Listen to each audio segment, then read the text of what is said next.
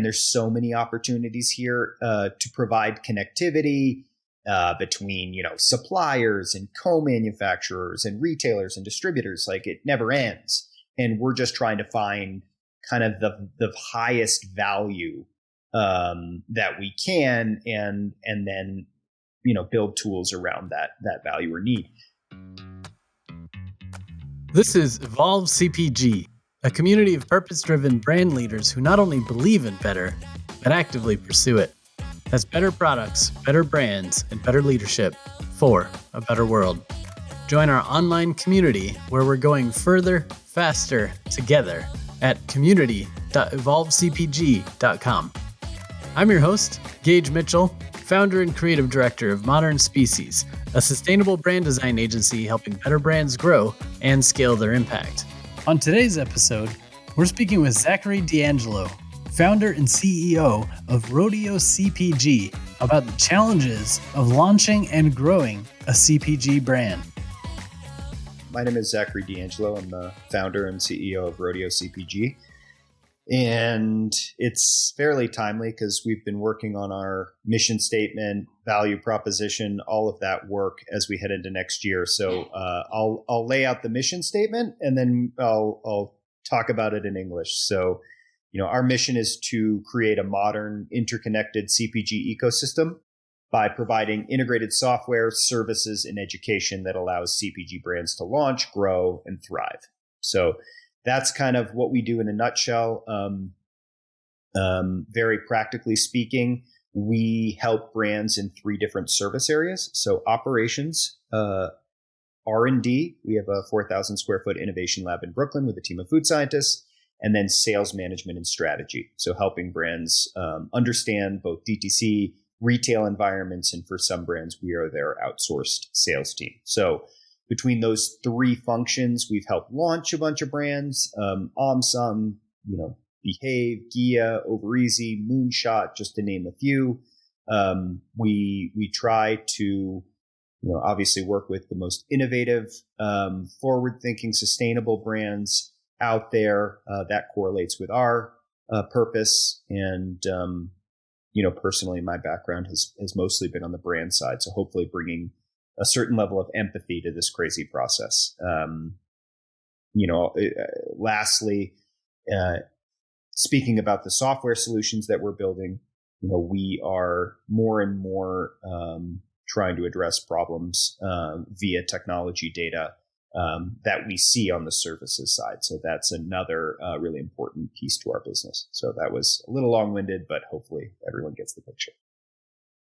No, that's great. And it should be long-winded because you all do a lot. It's a really cool kind of integrated business model that I don't know if I know of anyone else doing kind of the mix of services that y'all have. So I'm excited to share a little bit more about that story, and we'll dig in a little bit deeper into Rodeo CPG as we talk. But I typically like to start these conversations with a little bit of background, because I think it's not only where you are, but how you got there that I think is really interesting for others that are looking to follow your journey or looking to just learn a little bit more about you and why you do what you do. So we'll start sort of at the beginning, which in this particular case is your kind of business education. I noticed that you got an undergrad in like a business degree, but then you went off and did a little bit of business analysis kind of work, but then you ultimately ended up going back to get an MBA at Babson, which I did a short little 10,000 small businesses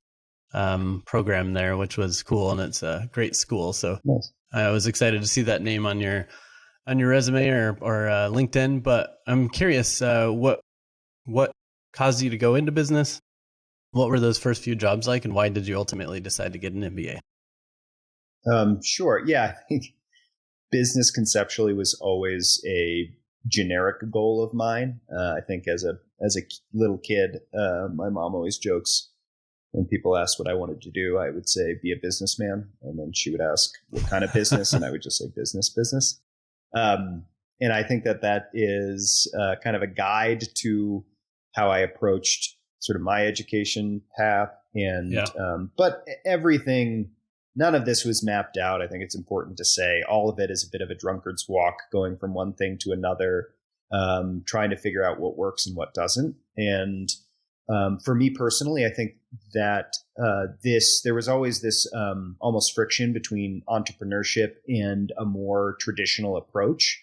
And both were really appealing to me. And the more traditional approach was what most of my friends did. And predominantly that was finance, because it was fun and you made a lot of money right away and all of that stuff. I think my passion was always with entrepreneurship. And so it just took me a little while to really make that leap. So I think that after school, yes, I majored in business and Spanish, actually. And I ended up at Bloomberg, which was a really interesting environment around 2006. Part of that was helping to price credit default swaps in a wild time in that sort of instrument's life cycle.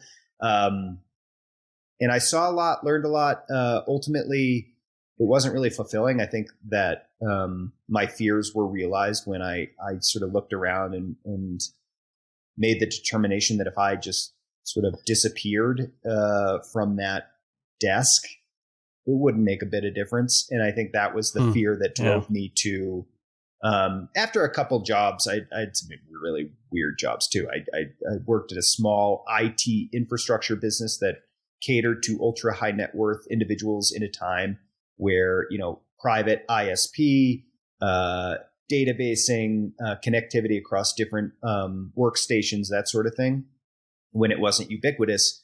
I worked in that environment for a time and then worked at a little private equity shop, but was never fulfilled. So went to Babson to try to figure out how to start a business, particularly in food. I always grew up in food. I love food. My mom owned a catering business. I grew up cooking in the kitchen. And so Babson was really a hyper concentrated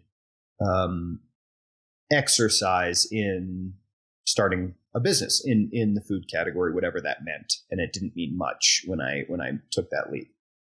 Yeah. I guess that explains also why you chose Babson, because you knew you wanted to be an entrepreneur. And I think that's their specialty as an MBA program. I think they were ranked #1 for entrepreneurs or something like that. That's cool. Great program out there. So you went in there knowing that you wanted to shift more into the entrepreneur side. And then I'm not sure if it was right after or soon thereafter, but it looks like you launched a business called, I believe, Coco Mama Foods. So what was the inspiration for that? Did you come up with that idea while in school or did it come afterwards? Yeah, it was actually my partner in Coco Mama. It was her idea. Her name is Sarah Granulotti. She came out of the natural food world. I did not. She had celiac and was working on that business throughout grad school. And sort of the second half, I decided to partner up with her to launch that business. And obviously a ton of learning in how to create a business, legal structure, operating agreement. And then from there, I traveled around the country in various co-manufacturers, learning sort of the operational side of the business, how to make food at scale. So that was a really good experience. Ultimately, the company never really went anywhere, but learned a ton to set me up for the second company that we did, which was Little Duck Organics. Yeah, so much to learn in every project or business you launch. I like to say like every experience, every project is a learning experience. Some are just like a 4-year degree, which in this case, some might be like an MBA or something or whatever. But, all those kind of early stage lessons or experience that you go through of all the paperwork and figuring things out and learning how long things take and so on and so forth. Do you feel like the MBA program prepared you for a lot of that? Or do you feel like it was, the MBA gave you a lot of the great information for behind the scenes, but the reality of diving into a business is always going to be a learning experience, no matter how prepared you are from education background? Yeah, I think more of the latter. I think for me, Babson was valuable because it put me, as you said, in a very entrepreneurial environment, and everyone there wanted to start a business, and all the professors had started a business. So every class was oriented that way. And I also did a 1-year accelerated. So I personally didn't need the whole 2-year summer internship experience. I wanted a hyper-focused approach that was really immersive, and I got that. And but you wouldn't go to Babson if you wanted to have a career at Goldman. Like it did not cater to those type of traditional career paths. It was very much steeped in how do you, practically speaking, start a business, and here's how, and do it while you're here. And that worked really well for me. Awesome.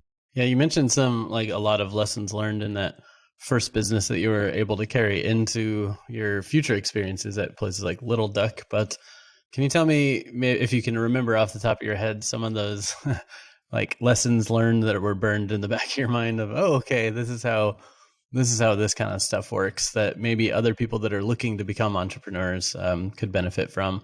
And then, feel free to kind of take us from there into how you ended up in sales and with Little Duck. Sure. Yeah. I think that the biggest learning on Cocomama was we were really trying to innovate, I think, on too many levels. So we, at the time, it was a gluten-free cereal company that was steeped in ancient grains from South America. So, quinoa, amaranth, teff, chia, that sort of thing. That was a time when those things weren't, as prevalent as they are now. So building that supply chain was pretty hard. Then we decided to do a instant cereal in which was retorted. And, retorted is that the same technology like Uncle Ben's, when you throw that pouch in the microwave for 30 seconds, that's retorted. It's pre-cooked in this, piece of machinery that looks like a submarine. But so that was like, there wasn't a ton of co-packing infrastructure for retorted technology at that point. Now there is more. But so we were innovating on ingredients. We were innovating supply chain. We were innovating in form factor. It was like an instant cereal that, was on the go in a gusseted pouch. In my mind, there were a few issues with that. One is it was really hard to make retorted quinoa taste good because it always had kind of a burnt flavor. And so we just couldn't get that right. And ultimately, interesting, if the product isn't absolutely delicious, it's not going to work. And that was a big learning point.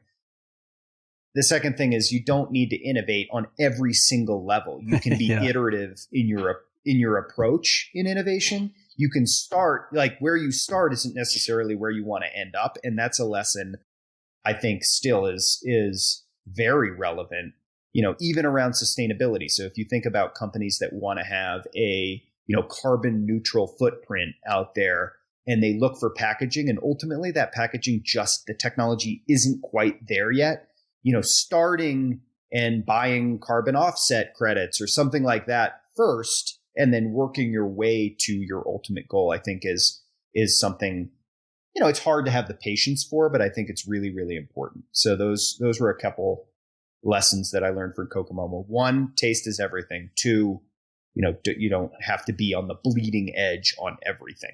Yeah, those are good tips. I have so many clients that want to be on the bleeding edge of everything. As you say, they want to launch with everything perfect, including things like compostable packaging right from day one, when, compostable packaging is still a little bit questionable, not all of them are designed to have good shelf life, or maybe not all of them are seals won't stick, or moisture barriers or whatever. And so there's been so many experiments that just fail because you're just trying to do too many things at once, or too much too early. Whereas I always say, progress over perfection. You just got to be know where you want to be and making steps towards that, but don't try to do it all at once, because that's just going to be too much.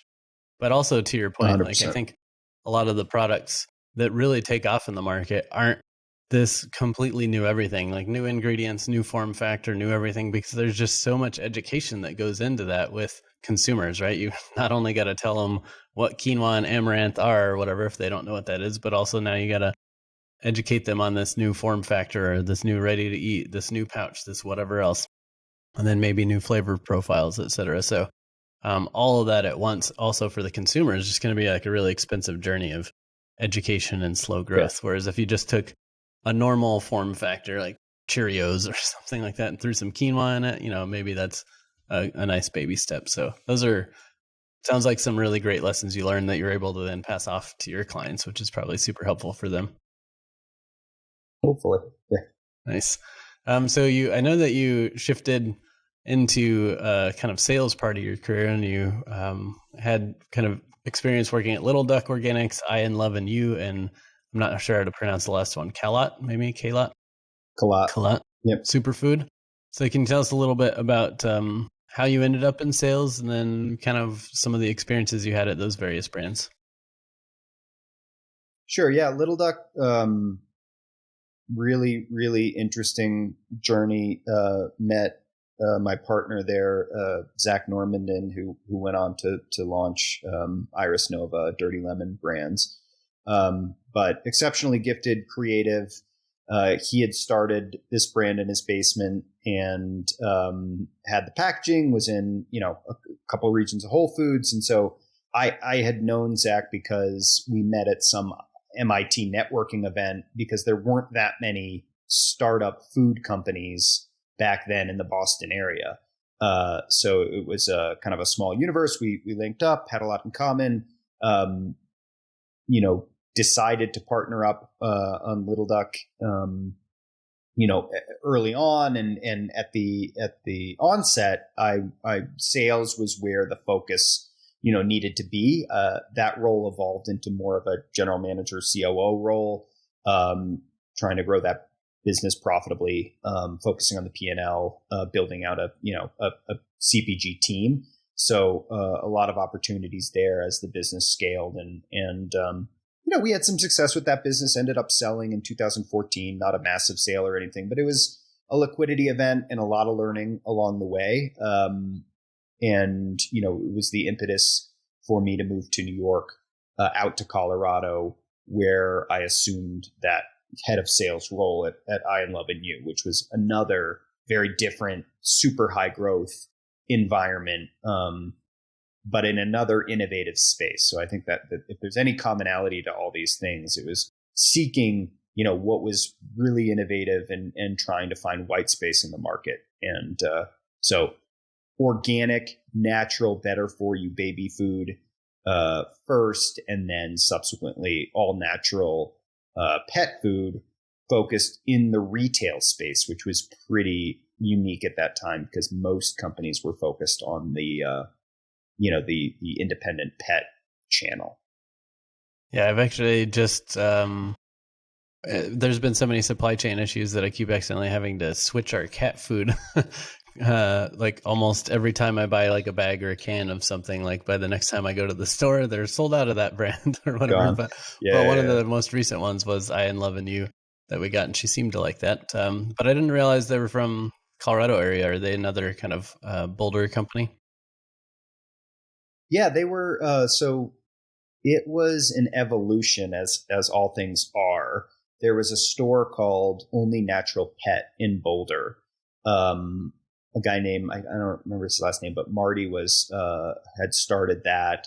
And then Brendan Sinnott of Bare Naked partnered with Marty to create this brand. So they took what was the private label stuff of Only Natural Pet and evolved that into a retail focused brand called I and Love and You, which for those who know is an Avett Brothers song, as a point of fun fact. But it was unique at the time to go to, Kroger, Walmart, those channels, and not do the typical pet stores and things. And in that market, it's really unique because if you go, you have to choose one or the other essentially, because if you're in grocery, the pet stores won't take you.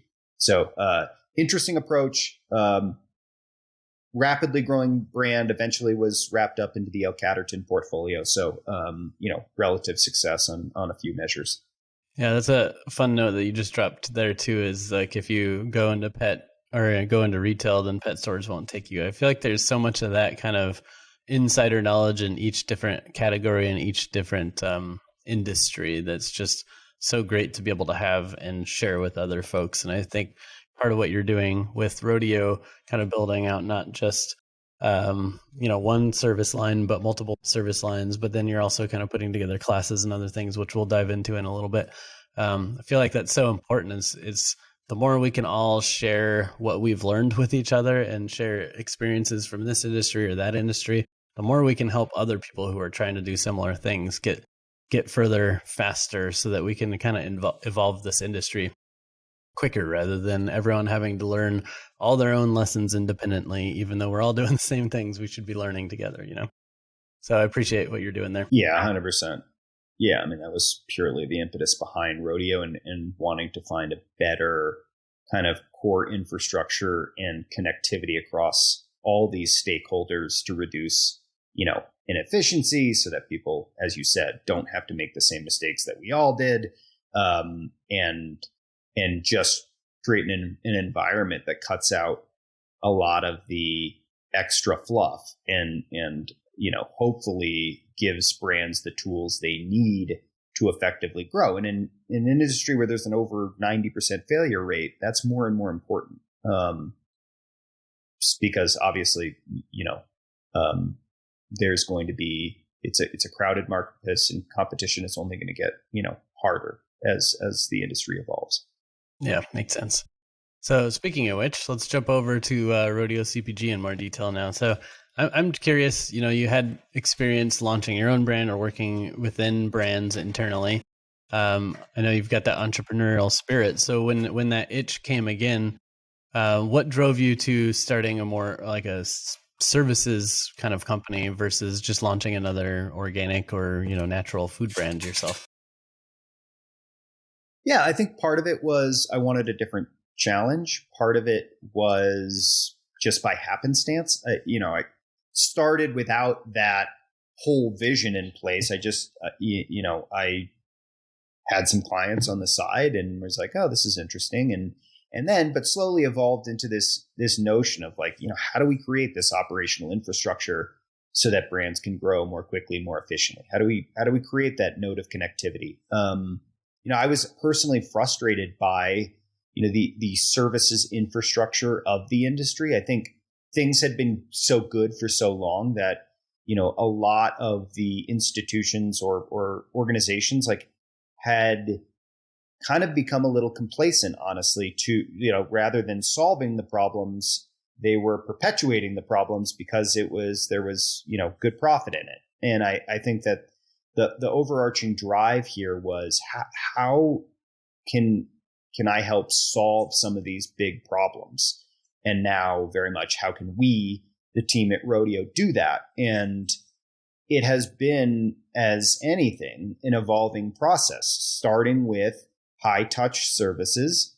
We started just with operations. And then as we, understood consumer or I should say brand problems, issues, like we saw the connectivity between operations and product development. So we, brought a product development service to life. And then of course, operations and sales, that S&OP process is so critical to, cash flow and inventory management and demand planning and all of that. It's all very much connected. And so, building a robust,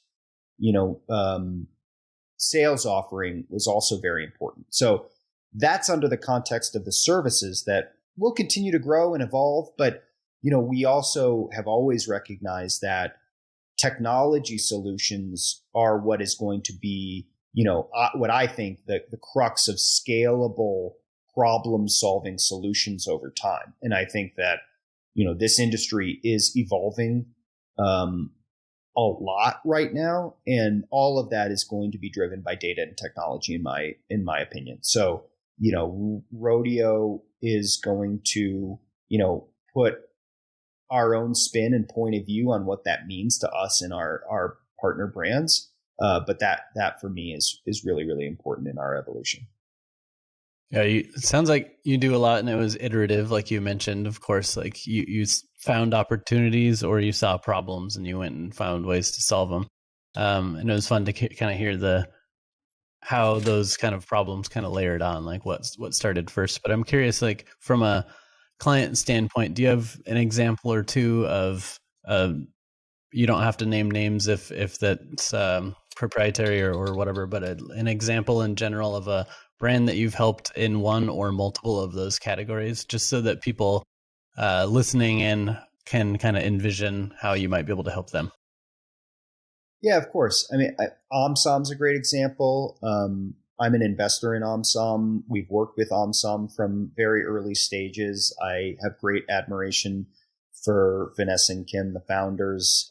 I think they've tapped into something, culturally important, and that has resonated in their success in market. But with OmSom, we helped with, they have this concept of super authentic, unapologetic, Asian inspired, cooking sauces. And we help them with R&D and setting up supply chain, helping think about, scalable solutions, finding co-mans, packaging, ingredient suppliers, that sort of thing. And then we helped from an ongoing operational and transactional basis, like inventory management, demand planning, production planning, that sort of thing on an ongoing basis for, I think, about 15, 16 months, to the point where they were large enough to start building, an internal team. So now I have the good fortune of just working with predominantly Vanessa on strategy, but it's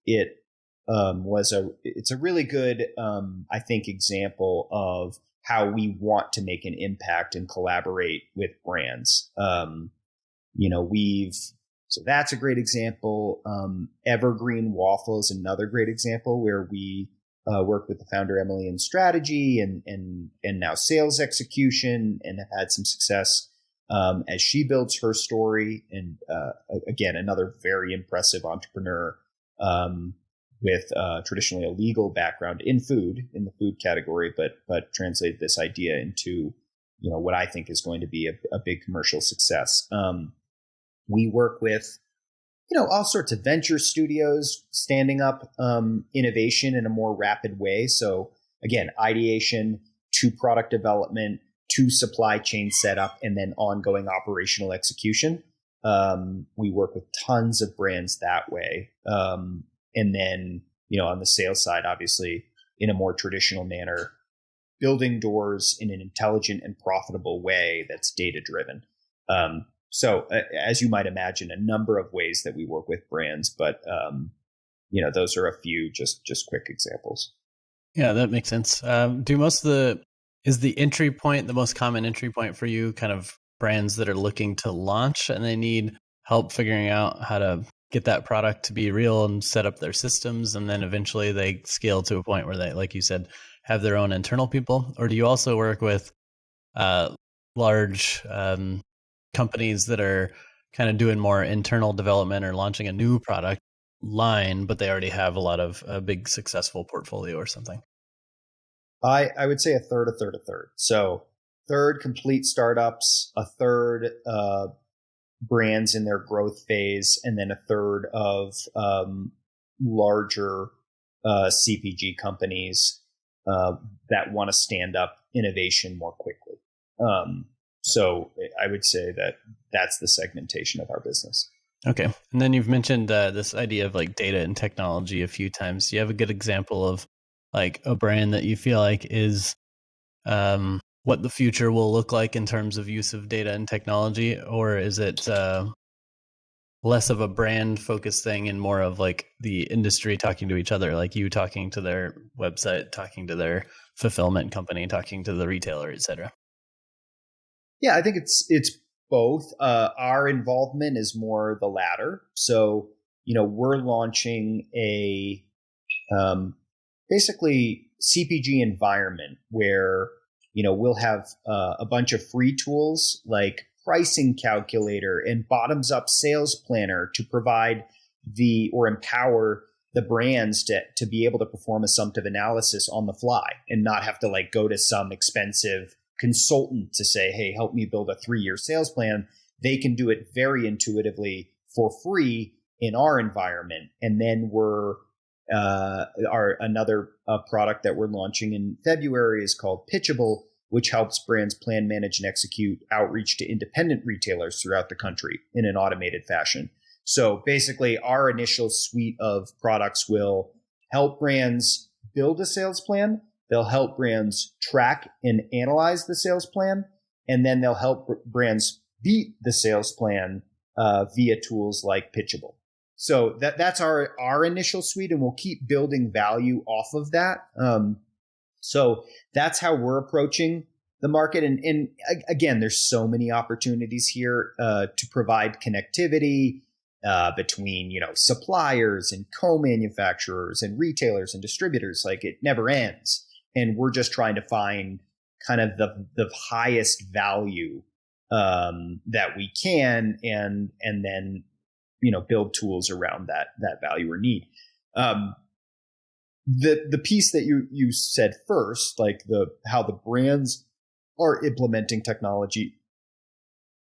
Look at companies like Dream Pops that use 3D printing to build the shape that they wanted that was not commercially available. Then they're using all sorts of platforms now, TikTok being the most prominent of them, to build an audience and funnel leads and subscriptions to their website. Like, all that, those are obvious examples of how companies are taking advantage of technology to grow their brand.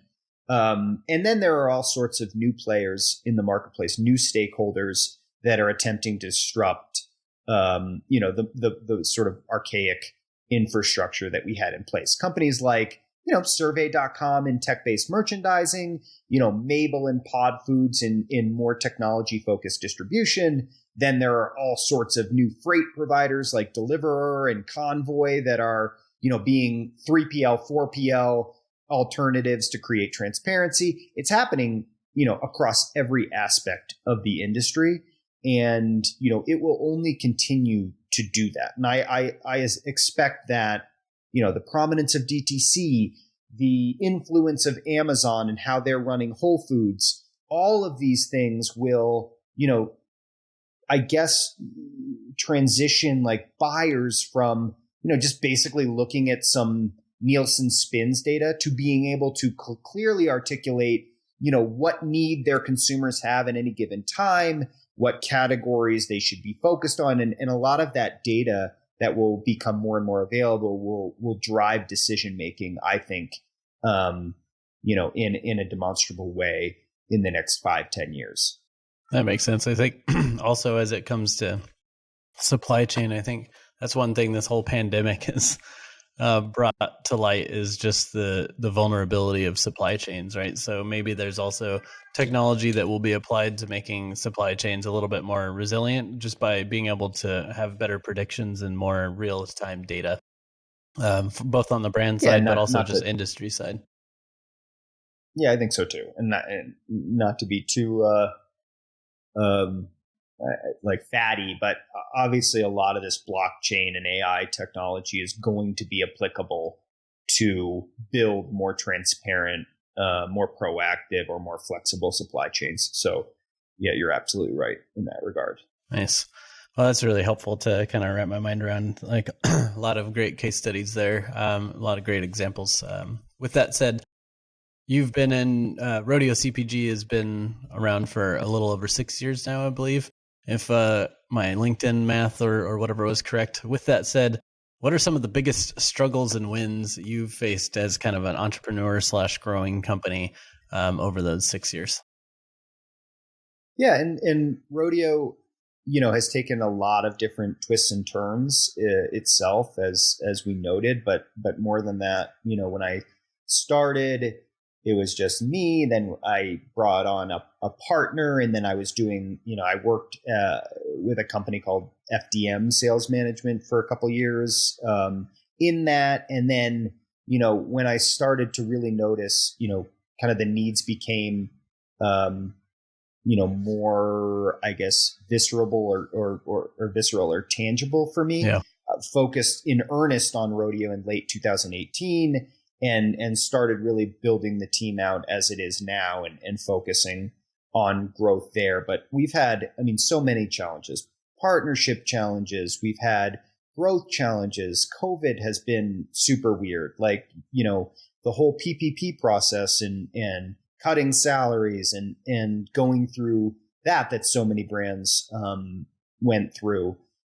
deciding, it's obviously growing a services business is very different than growing a brand, and going through kind of like, how do you make your service consistent, and how do you make, how do you analyze what work is profitable and what work is not, and evolving yourself to keep up with a rapidly changing industry. And the other piece of it that is really important to me is, most of the services business I'd say out there, like, I don't know, I'm just throwing this out there, but I'd say like there's probably a 50% satisfaction rate, like 50% or 50% of the customers of any service business would be like, they're great. 30% would be like, they're garbage. And 20% would be like, they're okay. And how do we keep, refining our offerings so that we can, build a net promoter score of, 90+% and do really, really good work that people, feel like, they're getting significant value. And that's harder than just, caring and working really hard. It's continually adapting and figuring out what people can deliver, what things to brands that are of high and sustainable value. And that is a constant pursuit that we have all the time. And we have continually had to reinvent who we are and what we do. And that won't stop. And I think that, just the willingness to do that is one reason that I think have found a nice growth phase in this industry and have built a reputation, because we are so willing to adapt and look at ourselves and be self-critical and be like, hey, look, we need to do better here. Or just as a concrete example, like Rodeo started as like, we are your outsourced operations company. And that was fine for a while. But as you might imagine, as companies grow and become successful, that becomes a harder and harder proposition to fulfill. So, we've had to back away from that and be like, no, we can't be your entire operation. Yeah. We can serve specific functions and we can help you transition as you grow, but all that has to be very well defined. And so that's just one example of like how we've had to change our marketing and practical services to people. Yeah, like speaking of which, do you feel like one of your signs of success is when a client no longer needs you because you've helped them scale to a point where they can bring on their own operations? Or do you feel like, at least I'm sure some of your services can infinitely scale along with the client, but is that kind of an ultimate goal for you, or do you plan to kind of continue scaling your services to keep up with the scale of your clients? No, I think it's more, ultimately our customers' success is our success. So, we need to figure out how we continually make impact. And I think that from the very high touch, transactional operations view, there is a shelf life to that. And at some point, there is an inflection where a brand needs internal resources. Now, Rodeo can support those internal resources by doing, operations management or freight management, because we have a broader scale and perhaps can create more competitive pricing out there. We can help find 3PL, partners more quickly because we have existing partnerships. We can suggest and lend a hand on how to build operationally, what inventory management system they should integrate and why. Like, we can offer services at different life cycles of a business, but they change. And we cannot be all things to all people. And, we have to be smart enough to identify where we can add value and where we cannot. And that's always a difficult exercise for people that want to do everything. I also think that the technology and that sort of thing lends itself to, more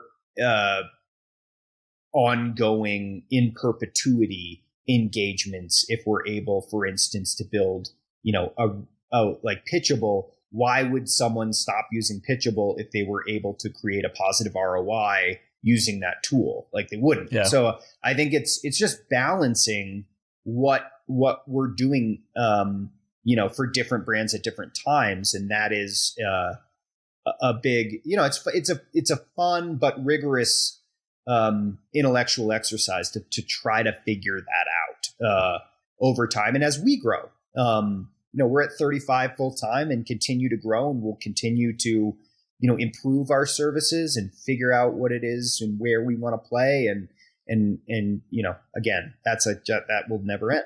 So, yeah, that's one of my favorite things actually about being an entrepreneur / running your own business is that it never ends. Like every scale your company is at is a different challenge. Every quarter, the market shifts a little bit and brings a new challenge. Every new client maybe brings a different problem for you to solve that kind of creates space for you to be thinking more about your services and so on and so forth. Yep. So it is just kind of an ongoing thing. It's not like a product per se where you design it, get it perfect and great, replicate that a million times, just sell it forever, right?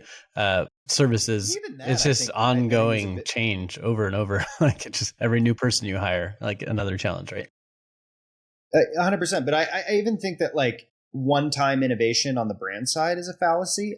I personally believe that ongoing and constant innovation is critical to long-term success. And I've had this conversation a bunch of times, but the market's changing too quickly. Consumer, habits are changing too quickly. You can't just innovate once and then sell the thing a billion times. Like you always have to keep looking at SKU rationalization and velocities and margin and changing preferences. And, a lot of like keto companies, that started as keto companies will have to evolve because keto may not be like the driving factor of purchase in perpetuity. So what are they?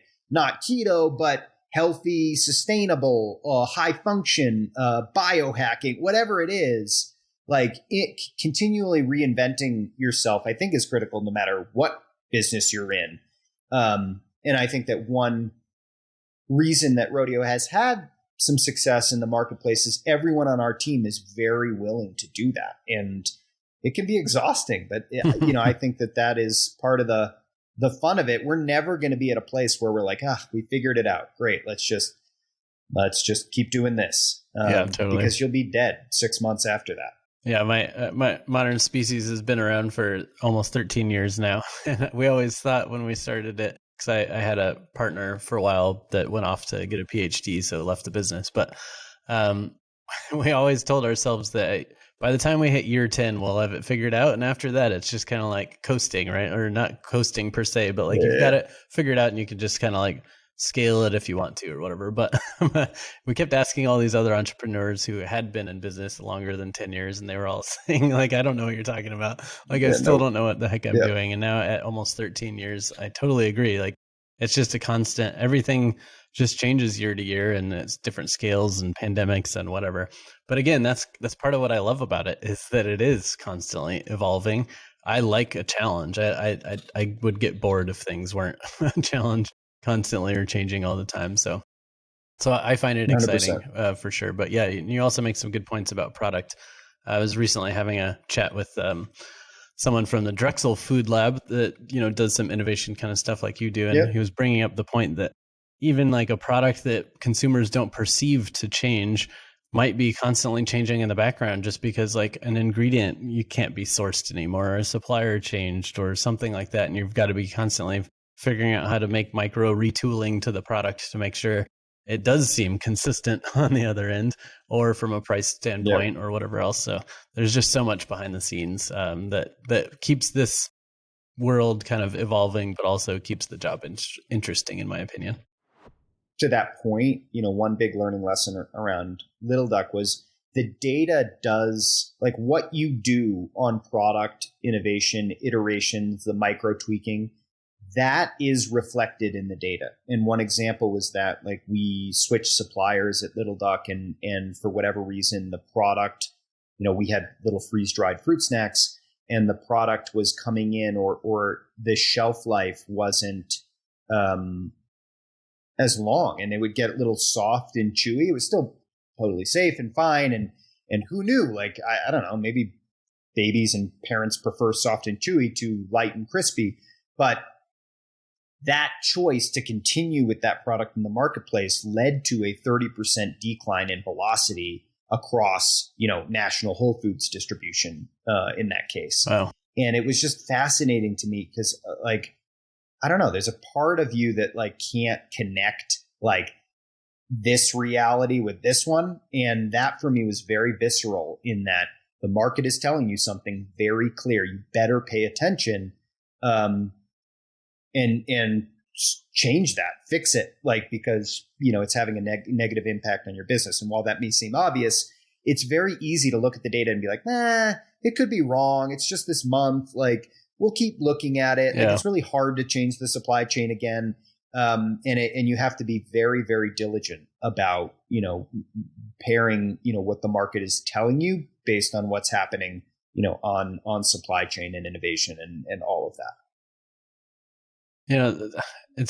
That reminds me of a quote that's more about hiring people, not so much product development, but I imagine it might translate, which is, what is it? Hire slow, fire fast. And the idea is that, take your time, find the right person, but as soon as there's a problem, get them out because that problem will spread, right? And it might be similar to products. Take your time developing it so that you do test it in various scenarios, et cetera. But as soon as you find a problem, you need to pull it and correct it and do whatever you can, because like you said, if enough consumers taste an off product or a funky product, they're only going to give you so many chances, right? And you might have just lost a consumer for life across all your products if they have one bad product experience or a couple in a row or something like that. So solving it sooner rather than later is probably a good piece of advice.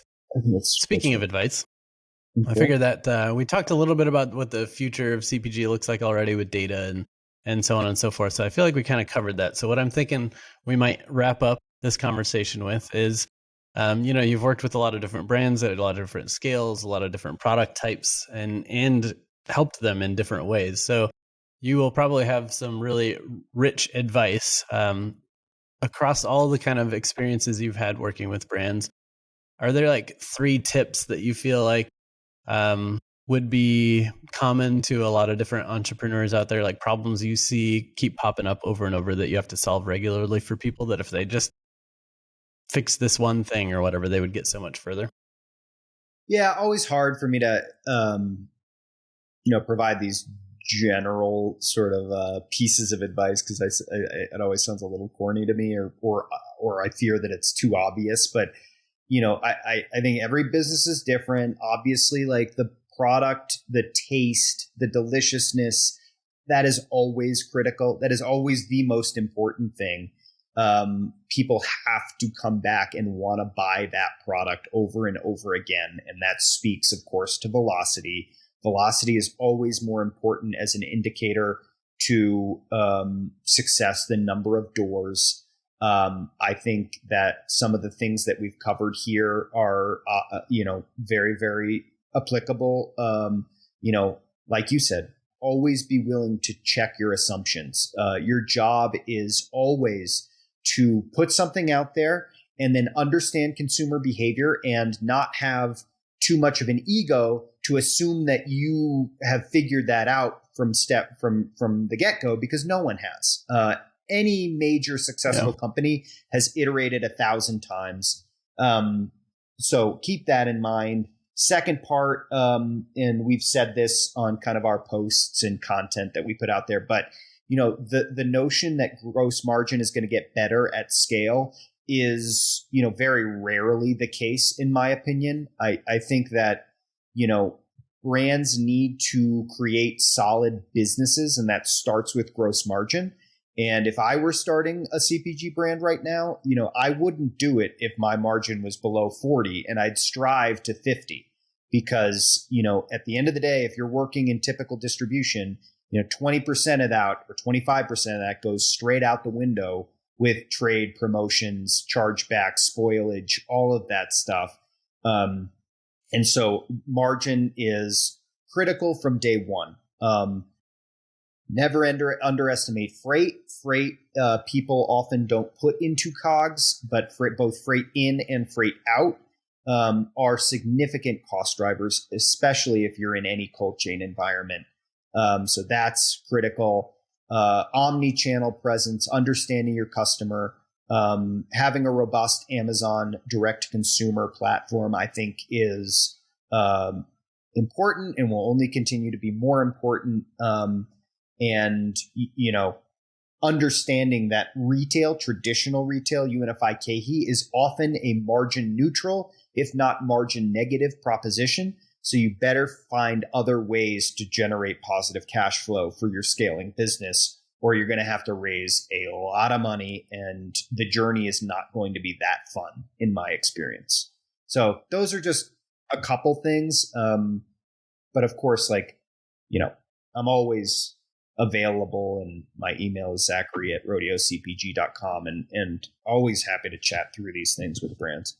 Awesome. That's a good smattering of great advice. I appreciate you sharing that. And we'll share out your website and other contact info in show notes, and people can come and find you if they have more questions. But in the meantime, I just want to thank you for taking a little time out of your winter break, or if you're taking a break at all, I'm not sure, but taking some time during the holiday season to chat with us and share some of your wisdom. And I appreciate just what Rodeo CPG is doing out there to help more, great entrepreneurs get their better products out into the world, and do it in a way that'll hopefully increase their odds of surviving in this pretty difficult industry, right? It's maybe not as rough as restaurants, but it's rough to launch and scale a brand, stay in business long enough with cash flow and everything else to make it, right? So yeah, we all have our challenges. Yeah, no, I appreciate it. I appreciate the time. I love what you're doing. In any way I can be a supportive, please let me know. And again, always happy to connect with brands and offer any help that I possibly can. Awesome. Thank you. And have the great rest of your holiday season. Cheers. You too, Gage. Thanks. Thanks for listening. If you'd like to learn more about Zachary or Rodeo CPG, go to rodeocpg.com. Business can be a powerful force for good. Is your brand living up to its full potential? Go to evolvecpg.com to learn about our new impact workshop, Exponential Good. Over 6 weeks, we'll be thinking bigger, getting relevant, spreading throughout, going exponential, working backwards, and making it real so you can walk away with a clear vision and a detailed action plan for scaling your brand's positive impact exponentially. Subscribe to our podcast and YouTube channel for more innovator interviews, expert advice, and leadership discussions. If you like this episode, leave a heart, thumbs up, or review, and share it with your colleagues.